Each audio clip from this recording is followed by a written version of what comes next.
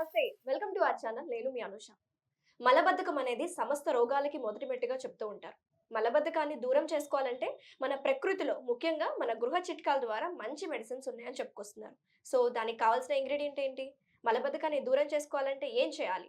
అనే విషయాలు వివరించడానికి ప్రస్తుతం మనతో పాటు ఉన్నారు ప్రముఖ పేషెంట్ కౌన్సిలర్ డాక్టర్ ఆదిత్య గారు. ఆయనతో మాట్లాడి మరిన్ని విషయాలు తెలుసుకుందాం. నమస్తే ఆదిత్య గారు. నమస్తే అండి. ఎలా ఉన్నారు? బాగున్నానండి. సో, మలబద్ధకం అంటే ఇది క్రానిక్ స్టేజ్‌లోకి వెళ్తే యెస్. దీనికి డాక్టర్స్ గూడా ఏం చెప్తారంటే లాక్సేటివ్స్ కంటే ఇంకా వేరే ఎక్కువ మెడిసిన్స్ వాడాలని చెప్పుకొస్తున్నారు. కానీ మీరేం చెప్పుకొస్తున్నారంటే మన గృహ చిట్కాల ద్వారానే క్రానిక్ కాన్‌స్టిపేషన్ ఉన్నా సరే మనం దూరం చేసుకోవచ్చు అంటున్నారు. అవును. సో, ఏంటది? దానికి కావాల్సిన ఇంగ్రీడియెంట్స్ ఏంటి? చాలా మందికి తెలిసినట్టు చాలా మంది ఆముదం ట్రై చేసేసుంటారు.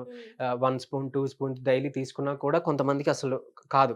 సో, అలాంటి వాళ్ళకి నేనేం చెప్తానంటే బౌల్ మూవ్‌మెంట్స్‌ని కొంచెం స్టిమ్యులేట్ చేయడానికి ఎర్లీ మార్నింగ్ కొంచెం నిమ్మరసం గాని, లేదంటే యాపిల్ సిడర్ వెనిగర్ ఒక స్పూను గ్లాస్ వాటర్‌లో కలిపి తాగమని చెప్తుంటాం. హ్మ్. సో, అది చేస్తూ నైట్ పూట ఓకే. ఈ పెరుగు సో, అలా గోరువెచ్చగా చేసుకున్న పాలు, అలానే పెరుగు కలిపేసి తీసుకోవడం ద్వారా పొద్దునాలికి అంటే ఈ గ్యాస్ట్రిక్ అంటే ఏదైతే గట్ ఉందో క్లియరెన్స్ జరుగుతుంది. సో, ఎంతెంత తీసుకోవాలి అనంటే ఏం లేదు. ఒక 1 టీ కప్ పాలు తీసుకొని అందులో 1 టేబుల్ స్పూన్ పెరుగు మిక్స్ చేసుకుంటే చాలు. మళ్ళీ ఓకే. ఇందులో చాలా మందికి పంచదార అంటే ఇష్టమని హ్మ్. పంచదార మాత్రం వేసుకోవద్దు. ఎందుకనంటే పంచదార చాలా మందికి తెలియనిదేంటంటే పంచదార హైయెస్ట్ అసిడిటీ కాజింగ్ ప్రొడక్ట్ అనమాట. Agent okay. అనమాట. సో, దాన్ని మనం మిక్స్ చేయొద్దు. అలానే ఇప్పుడు మనం పాలు కలుపుతున్నాం కాబట్టి బెల్లం కూడా మిక్స్ చేయొద్దు. పాలు అండ్ బెల్లం మిక్స్ చేయకూడదు. అదేం చేస్తుందంటే బాడీలో ఇన్‌ఫ్లమేషన్‌ని పెంచుతుంది. హ్మ్. తర్వాత వెయిట్ గెయిన్ అయిపోవడానికి అది దోహదపడుతుంది. సో, హ్మ్. అలా వద్దు. సో, దీన్ని నైట్ పూట తీసుకొని ఓకే. తర్వాత నిద్రించి పొద్దున్న లేచిన వెంటనే యాస్ సూన్ యాస్ వేకప్ అనమాట. లేచిన వెంటనే ఒక గోరువెచ్చగా నీళ్లు గాని లేదా కొంచెం నిమ్మరసం వేసుకొని తాగితే బౌల్ మూవ్‌మెంట్స్ కూడా ఇనిషియేట్ అవుతాయని చెప్పాను కదా! సో, అలా చేసుకోవడం ద్వారా మనం ఈ క్రానిక్ లెవెల్‌లో ఉన్న కాన్‌స్టిపేటెడ్ పేషెంట్స్‌కి కూడా మనం ఈ మలబద్ధకం నుంచి బయటపడగలుగుతారు. ఓకే. ఇంకొకటి ఏంటంటే ఇదే ఆముదాన్ని హ్మ్. కొంచెం అంటే యానస్‌కి అంటే మలద్వారానికి కొంచెం అప్లై చేయడం ద్వారా కూడా కొంచెం త్వరగా క్లియర్ అవ్వడానికి మనకి హెల్ప్ అవుతుంది. And okay. Even sitting position కూడా చాలా ఇంపార్టెంట్ అండి. అంటే ఇప్పుడంతా వెస్టర్న్ సిట్టింగ్ స్టైల్ యెస్. వచ్చేసింది. అవును. సో, ఇదివరకు ఇండియన్ స్టైల్‌లో ఉండేటప్పుడు కరెక్ట్ పొజిషన్ అది. సో, బట్ వెస్టర్న్ స్టైల్‌లో రావడం వల్లే పూర్తిగా మనకి మలం క్లియర్ అవ్వట్లేదు. సో, ఎయిదర్ అట్‌లీస్ట్ ఒక చిన్న స్టూల్ అలా ఏదైనా వేసుకొని దాని హ్మ్. మీద కాలు పెట్టుకొని మీరు వాష్‌రూమ్ యూజ్ చేసుకోవచ్చు. అదొకటి పాటిస్తే ఖచ్చితంగా మీకు ఈ మలబద్ధకం నుంచి బయటపడగలుగుతారు. ఓకే. సో, ఇది ఒకసారి చేద్దామా? మన వ్యూవర్స్‌కి చూపిద్దామా? యాహ్! షూర్. సో, గోరువెచ్చని పాలు, ఆల్రెడీ మనం గోరువెచ్చుకొని చల్లార్చిన పాలు. చల్లొచ్చిన పాలు హ్మ్.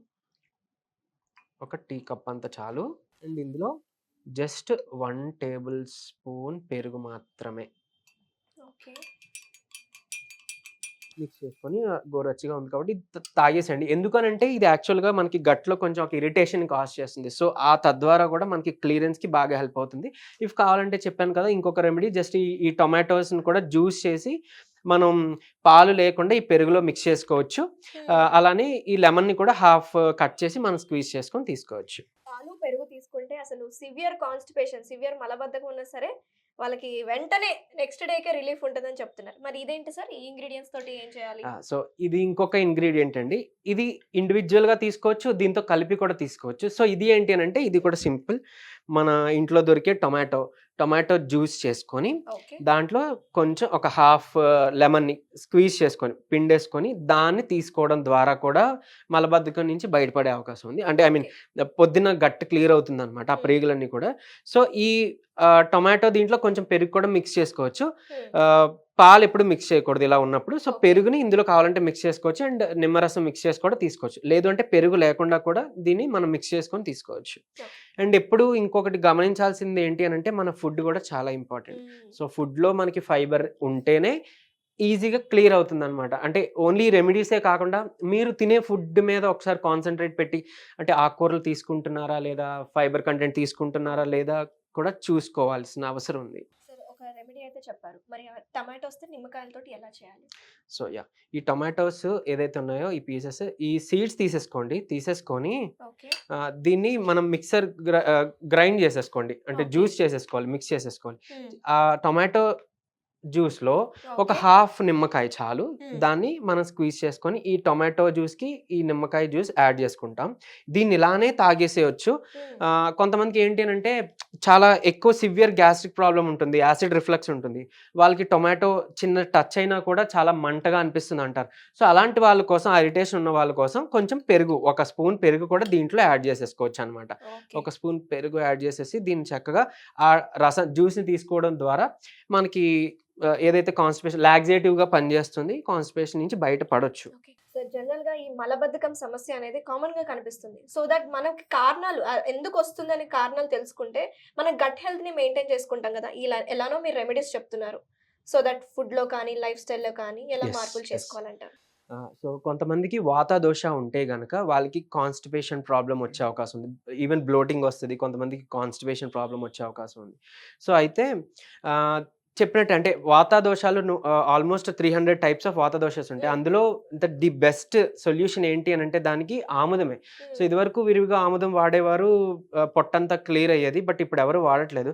అట్లీస్ట్ లైక్ మంత్లీ ట్వైస్ అయినా లేదా వీక్లీ వన్స్ అయినా ఒక 3 to 4 స్పూన్స్ ఆముదం తీసుకుంటే ఆల్మోస్ట్ ఒక 4 to 5 times of motions episodes motions అయిపోతుంటే ఈ మొత్తం ప్రేగులంతా క్లీన్ అయిపోతుంది.